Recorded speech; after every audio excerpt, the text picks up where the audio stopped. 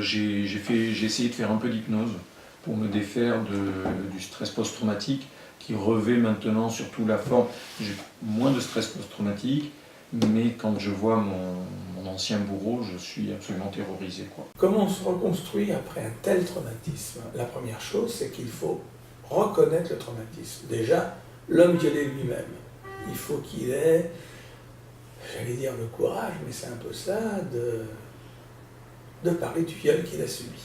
En général, face à une agression très violente, qu'elle soit sexuelle ou autre, c'est-à-dire une situation de très forte peur ou de risque de mort, il y a un risque d'avoir des séquelles traumatiques.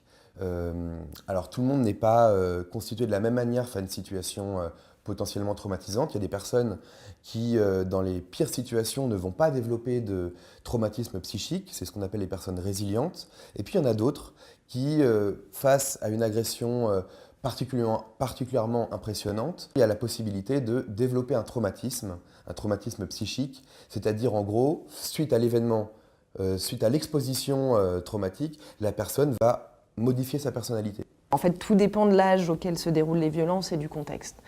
Et globalement, plus les violences se déroulent dans un cadre intime, plus elles sont répétées et plus les victimes sont jeunes, plus il va leur falloir du temps pour en parler. C'est un trépied. Protection de l'enfant, thérapie, intervention, poursuite pénale.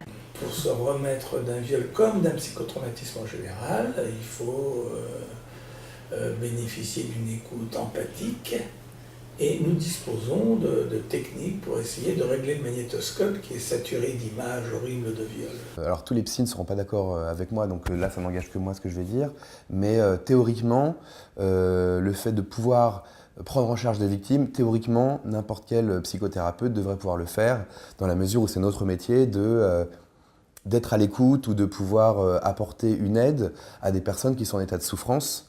Donc théoriquement, on devrait pouvoir prendre en charge n'importe quelle personne en situation de souffrance, y compris des victimes d'agressions sexuelles. J'ai rencontré énormément de psychologues divers et variés avec des méthodes diverses et variées. Le point commun, c'est qu'aucun n'est compétent là-dedans. Je n'ai jamais rencontré un psychologue qui était compétent dans ce domaine-là. C'est-à-dire que j'ai eu un psychologue, par exemple, qui pendant 2 ans m'a dit « mais je comprends pas, arrêtez de subir votre femme ». Sauf que, en fait, il était absolument incompétent dans la notion d'emprise mentale. Il n'y a pas encore assez de gens formés, mais quand même ça se développe.